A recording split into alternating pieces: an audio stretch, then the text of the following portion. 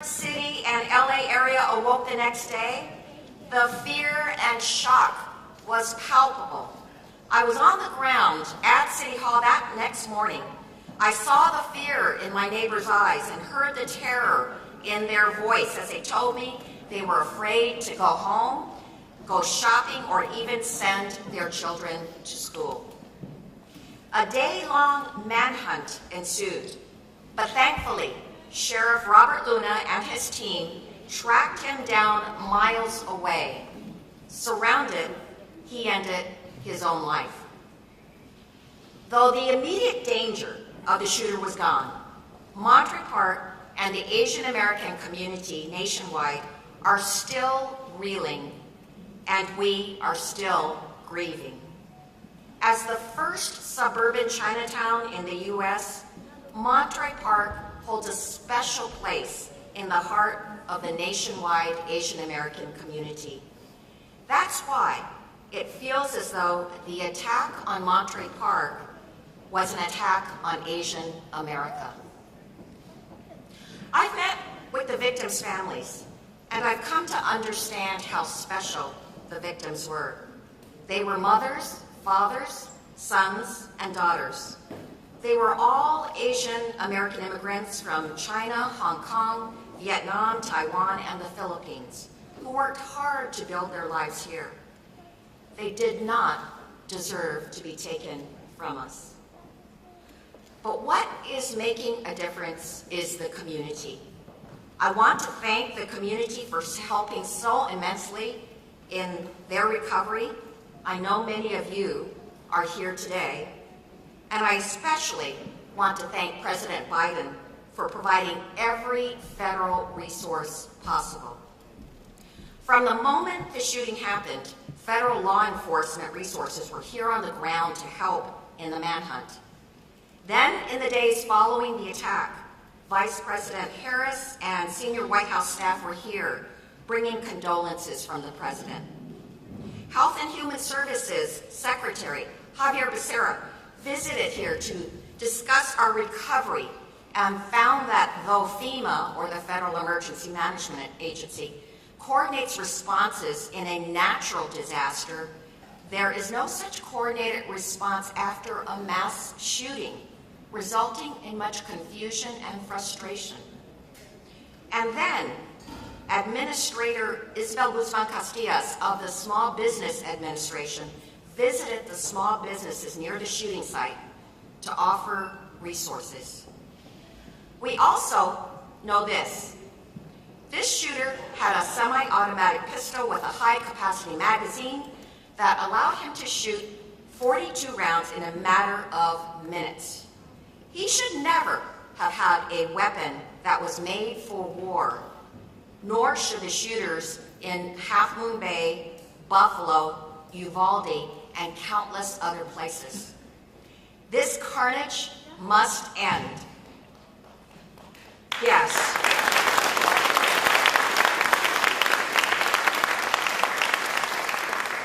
And that's why we must pass a national assault weapons ban.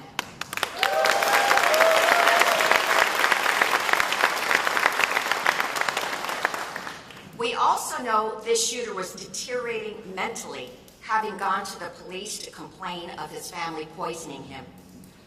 Our red flag law could have enabled someone to have his guns removed, but I doubt that our immigrant community knows about it. So multilingual outreach is needed about this law to all our communities. So President Biden, thank you for meeting with the victims' families, as well as the wounded, and consoling them. Thank you for being with us today in an ultimate act of healing. Thank you for letting us know that we are not alone. And thank you for continuing to raise your voice for an assault weapons ban in this country, as well as for measures in your gun violence executive order, especially with regard to enhanced red flag implementation and a coordinated FEMA response to mass shootings. We need this so that no other community has to go through what we've gone through. Thank you.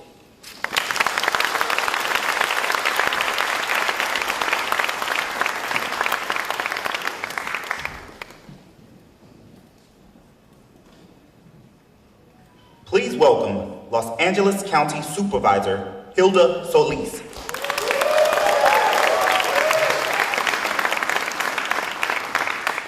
Good afternoon, everyone, and buenas tardes.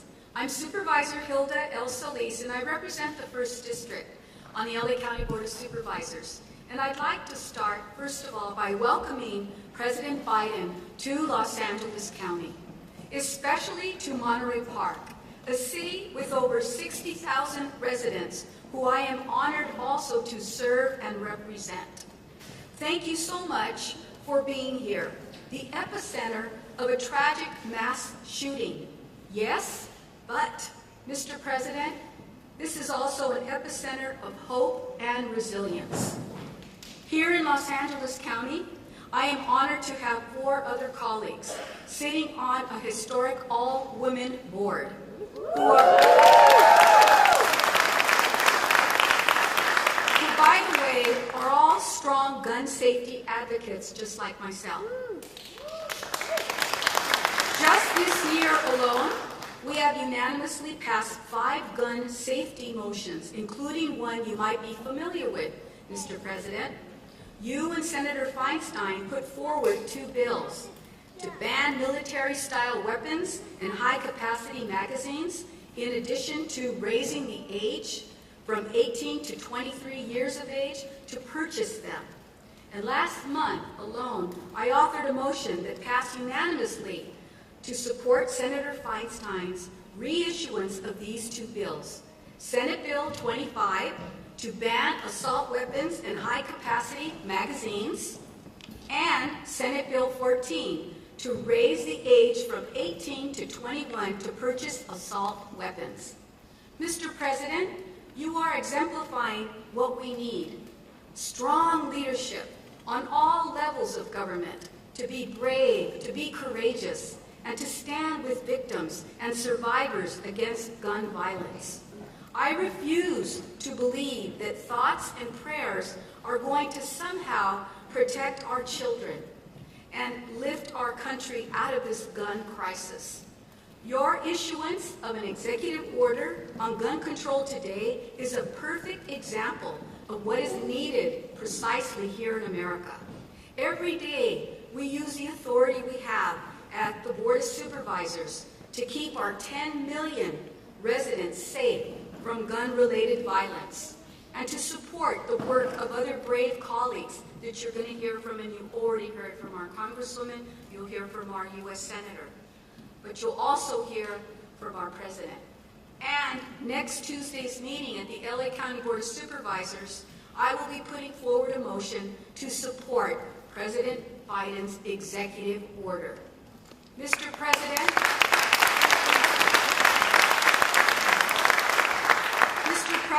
you have my support, and I believe the support of many in Los Angeles County.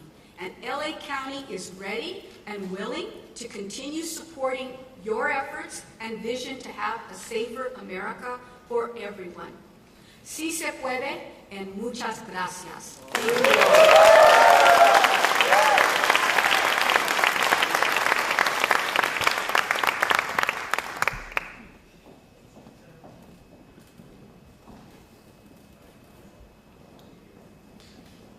Please welcome Senator Alex Padilla.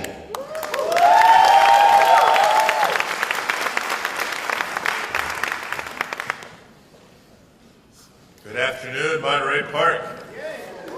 Good afternoon.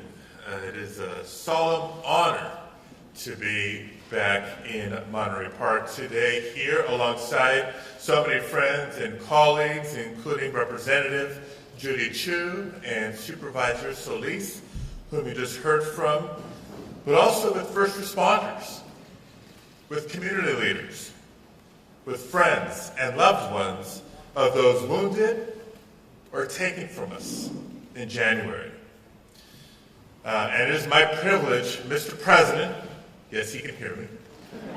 It is my privilege, Mr. President, to welcome you back to California Though I must say that this year it's been too often in the shadow of tragedy and heartbreak.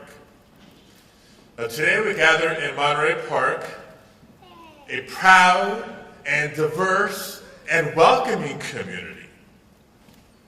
2 months ago, it was here that families gathered to celebrate with good food and lively music on the eve of Lunar New Year, and eagerly awaited calls from loved ones wishing them good fortune in the new year. But instead, the families of 20 of our neighbors, after a night of horror, received a different type of call. That night, as we know, a lone gunman entered the Star Ballroom and claimed 11 lives while injuring 9 others, taking from us parents and grandparents, and making our AAPI community in particular live in even more fear for their lives. Now, there's no denying it. We have a gun violence epidemic in America.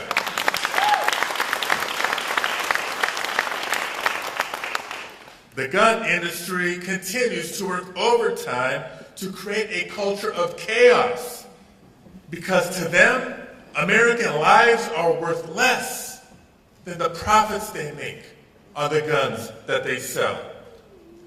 But last year, under President Biden's leadership, Congress broke the stranglehold of the gun lobby when we passed meaningful gun safety legislation for the first time in nearly 3 decades.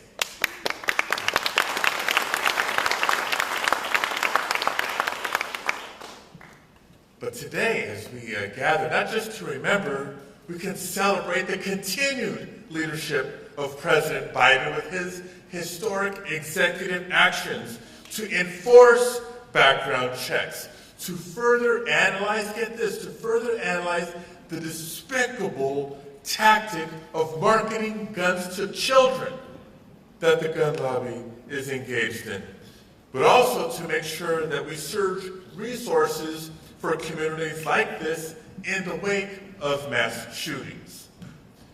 Despite the good that these executive orders will bring, as we all know, there will still be more work to do. That includes bringing back universal background checks. Absolutely. And as Supervisor Solis just mentioned, we should follow the example of then Senator Biden and our own Senator Dianne Feinstein for their work in 1994 in banning the sale of assault weapons, and we should ban high-capacity magazines as well.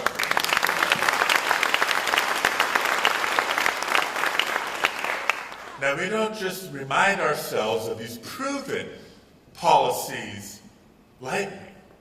We know the work that we have cut out for us. So we are very clear-eyed in knowing the opposition that we continue to encounter from Republican members in Congress who stand in the way of these common-sense gun safety measures. And it would be easy, as we have in trauma after tragedy after trauma after tragedy after so many years, to feel hopeless. But if ever the United States of America needed to find a source of strength, it is found right here in the community of Monterey Park, California.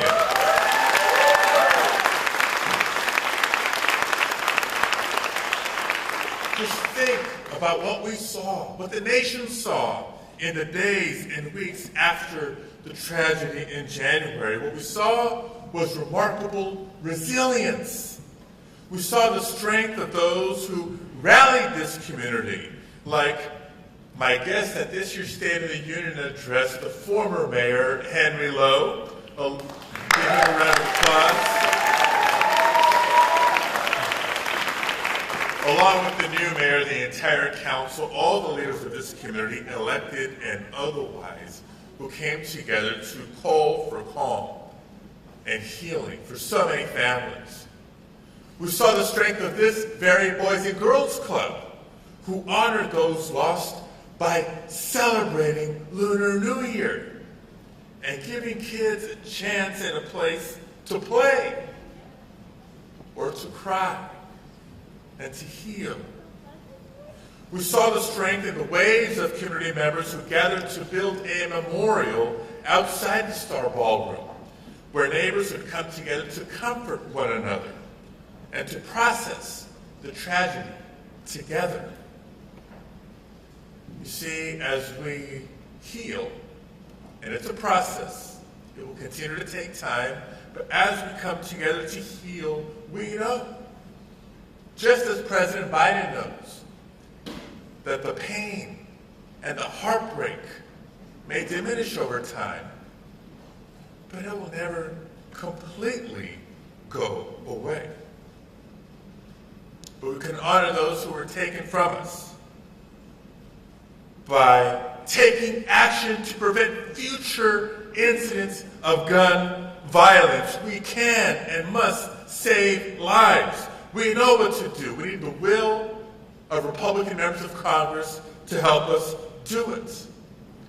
And we can honor those lost by reclaiming the sacred spaces and celebrations and by embracing the people and places that will always make Monterey Park strong and special. Thank you all for being here today. Thank you for having me.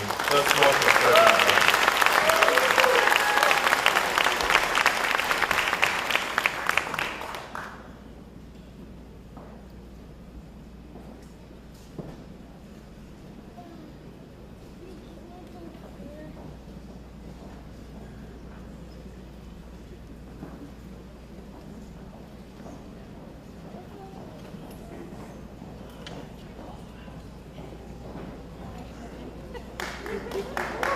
Woo!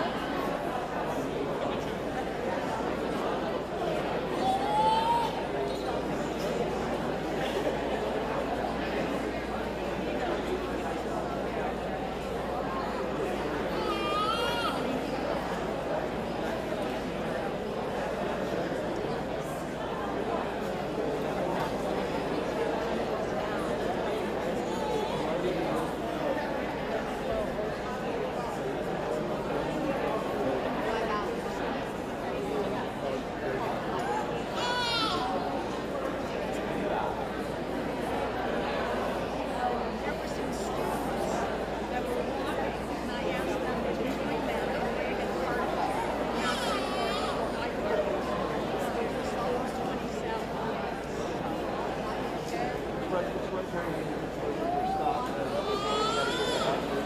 Park.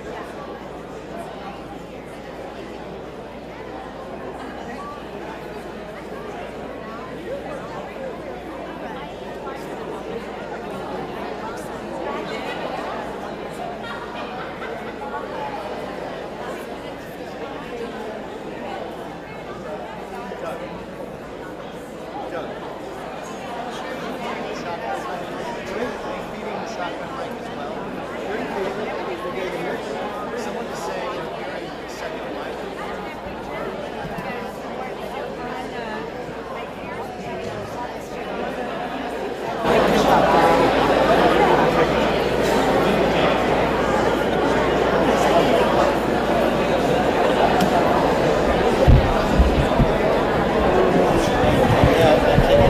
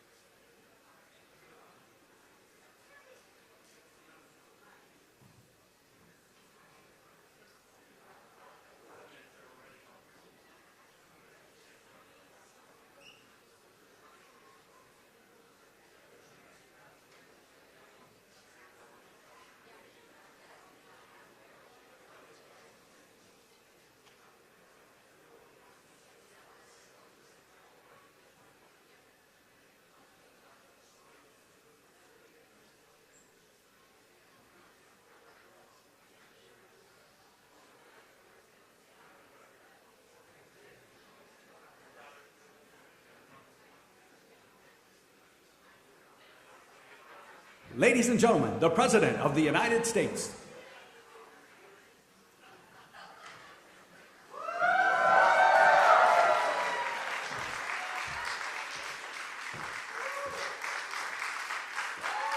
Good afternoon.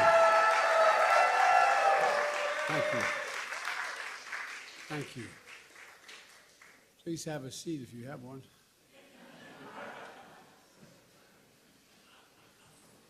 Good afternoon. Saturday, January 21st, 2023, Lunar New Year. A time to enjoy.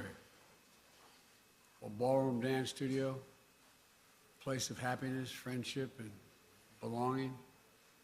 People across backgrounds and generations celebrating their cultural roots and bonding through ballroom song and dance. Place of refuge where immigrants have lived for years. Supported new immigrants who just arrived, becoming not just friends, but family. But as we all saw, a day of festivity and light turned into a day of fear and darkness. A holiday of hope and possibilities marked by horror and pain. Vibrant dances, music replaced by vigils and memorials. 11 souls taken, 9 injured. Private mourning made public. That sense of safety shattered. Survivors will always carry the physical and emotional scars. Families left behind who will never be the same. One of the worst mass shootings in California history. A tragedy that has pierced the soul of this nation here in Monterey Park, the San Gabriel Valley, the heart of the Asian American community. My dear friend Judy Chu, former mayor of Monterey Park, your Congresswoman and chair of Congressional Asian Pacific Caucus. Senator Alex Padilla, champion for this community, the entire state. My good friend Supervisor Solis and all elected officials, law enforcement, first responders, faith leaders, community members, all here today. You've shown up for this community, and I know you always will. To the families of victims who spend time, I get a chance to speak with today, and whom Vice President Harris spent time with a few weeks ago. I'm here on behalf of the American people to mourn with you, to pray with you, to let you know you are loved and not alone. Every case is different, but I know what it's like. I know what it's like to get that call. I know what it's like to be told. I know what it's like to lose a loved one so suddenly. It's like losing a piece of your soul. It's like a black hole in your chest you feel like you're being sucked into. Suffocating, hardly able to breathe. The anger, the pain, the depths of the loss so profound it's hard to explain. The suddenness tends to magnify the grief. As time passes, the shock and numbness slowly make way for the sobering reality of their absence. An empty chair at the dinner table, the birthdays, the anniversaries, the holidays, without them. Everyday things, small things, the detail you miss the most, the scent when you open that closet door, the park you go by that you used to stroll in, the morning tea you shared together, the bend of his smile, the perfect pitch of her laugh. As Judy shared with me, this is a tight-knit community with intergenerational households and deep reverence and respect for its elders. A community that's opened its heart and its homes to friends and neighbors and stood strong throughout the pandemic as anti-Asian hate crimes rose. A community that, in the face of horrific tragedy, has become a symbol of hope and resilience. Pushing forward together, healing together, people from all faiths and backgrounds rallying to show their love and support, raising money for funeral costs and memorials, providing counseling, and translation services to the victims' families, providing and proving that even with heavy hearts, we have unbreakable spirits. As a nation, remember them. Immigrants from China, the Philippines, Vietnam, Taiwan, all of whom found a home in America. Mr. Ma, age 72, a pillar of the community, a beloved manager and dance instructor at Star Ballroom. He walked patrons to their cars at night, helped new immigrants find jobs. His children and grandchildren will carry on his legacy in the spirit of one of his favorite Chinese proverbs: cherish the people in front of you. Cherish the people in front of you. And Igao, 72, Mr. Nice, for his kindness, his positivity, his infectious smile. A free spirit, always ready to lend a helping hand. He died shielding his dance partner. Showed you on you, 57, devoted mom, wife, sister, woman of faith, always there to help others, bringing food and newspapers to family members who had trouble walking. Always, always working tirelessly with her husband to build a future for their 3 children. Nancy Jian, 62, known as Sister Sunshine. She loved to play cards, piano, and the weekly volleyball game. Always sharing her homegrown plants and vegetables with neighbors and friends. A dedicated mom, married nearly 40 years. Husband and wife who were always together, even in their last dance. Valentino Alvaro, 68 years old. A servant of God. Life of the party. Storyteller who made the whole room laugh. A man devoted to his children and his grandchildren. May Nan, 65, the bedrock of her family and friends. Eternal optimist, avid dancer who'd visit the studio every weekend, often leaving snacks behind for her classmates. She radiated positive energy through her laughter, her kind words, and her smile. Moy Dayun, 67, refugee, community builder, cherished friend, known for her kindness, her sweetness, her generosity, her beloved family, the center of her world. Diana Tom, 7 years old, devoted daughter, wife, mother, grandmother, who loved to sing karaoke. A giver and an adventurer who loved to explore new foods and travel the world. Charles Zhao, 76, grateful, reflective, believed in living to the life to the fullest. He constantly showed his family and friends and showered them with warm words of encouragement, hope, and love. Tao Yo, 64, a lifelong learner. He retired as a business manager and was pursuing a second career as a pharmacist while caring for his elderly mother. A man beloved by his wife, children, and friends for his compassion, his determination, and his wisdom. Lily Lee, 63, a matriarch with absolute strength, optimism, and grace. Her daughter wrote, "Stolen is a grandmother whose granddaughter fell asleep many nights nestled between her loving arms. Taken away is the opportunity for her grandson to feel her love and warmth." All of them lived lives of love, sacrifice, and service for their families, for their community.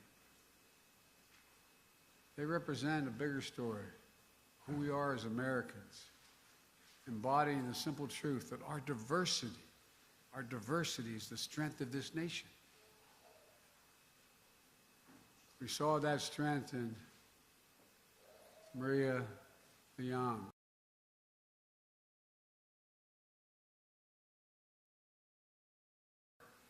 Into creating a warm, welcome space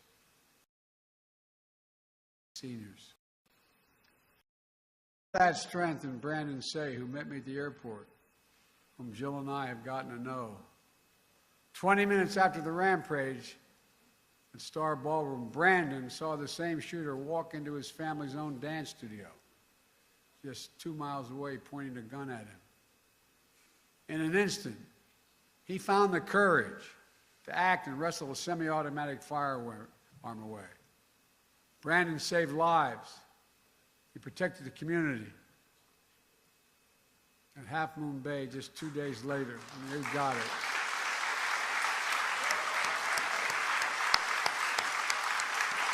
Brandon, stand up.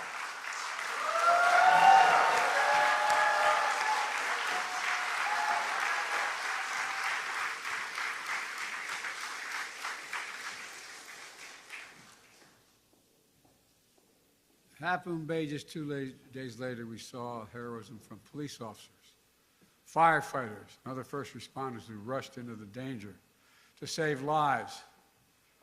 As many of you know, Jill and I invited Brandon as our guest at the State of the Union message because we wanted the country to know all of you, not just Brandon, all of you, the character of this community, the faith you have in this community, the pride.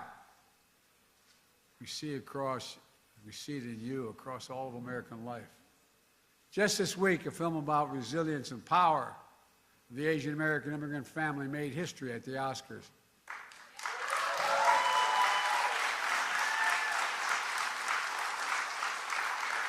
Echoing the heart of so many in this community.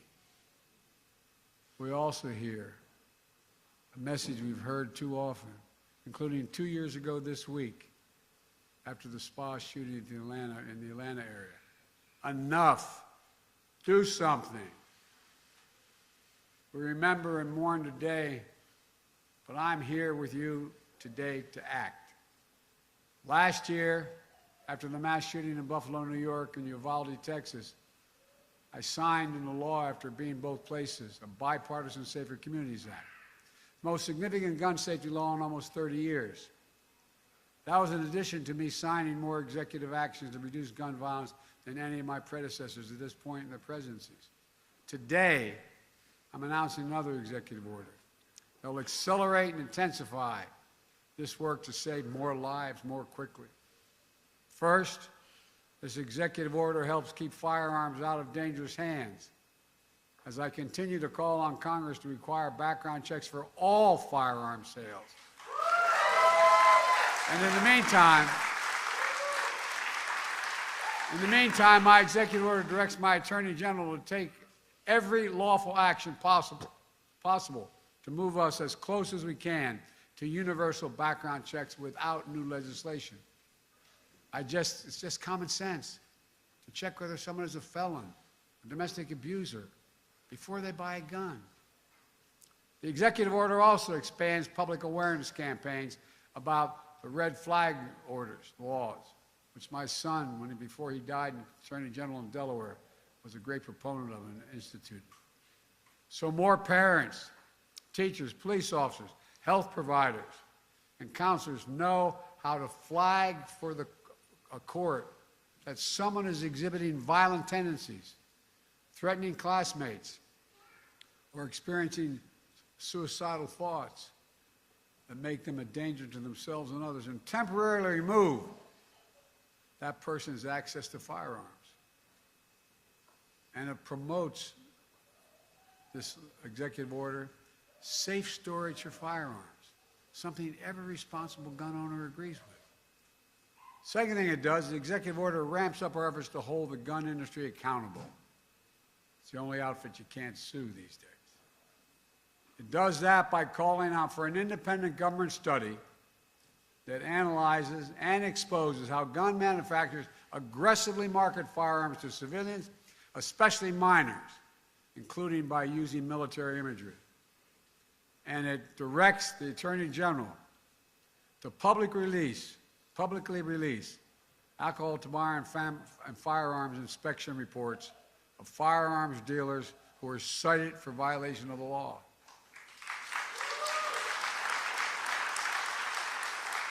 That way, policymakers can strengthen laws to crack down on those illegal gun dealers, and the public can avoid purchasing from them.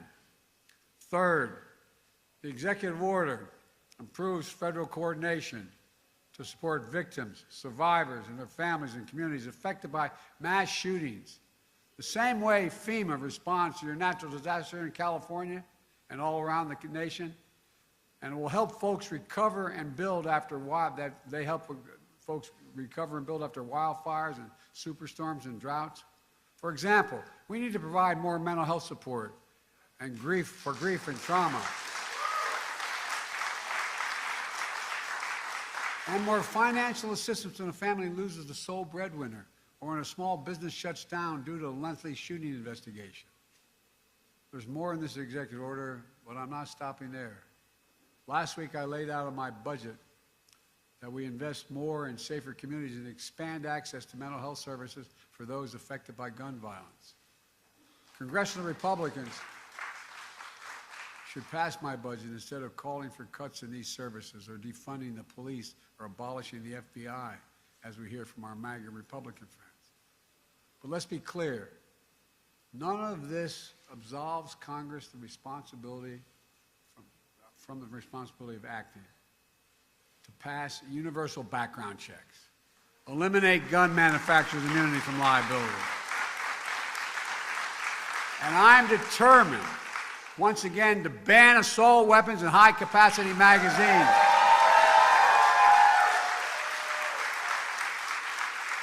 I led that fight to ban them in 1994.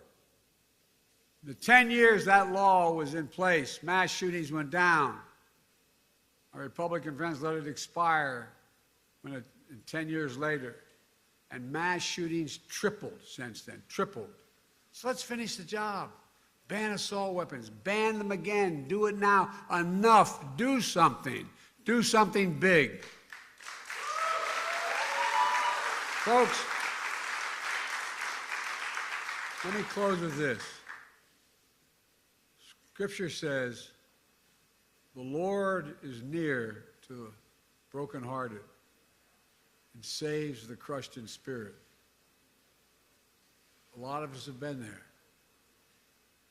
As we gather here today, I know your hearts are broken, but I know your spirits are strong. And as you remember and heal, I know the light of your loved one is once again going to lead you forward. It takes time. I tell everyone, at least it did with me, it takes time. But I promise you, the day will come when the memory of your loved one brings a smile to your lips before it brings a tear to your eye. A tear will never fully go away. But when you had that smile first remembrance, that's when you know. That's when you know you're going to make it. You're going to know you're going to make it. My prayer for all of you is that day will come sooner than later, but I promise you, it will come. God bless you all. I admire you so damn much. Thank you.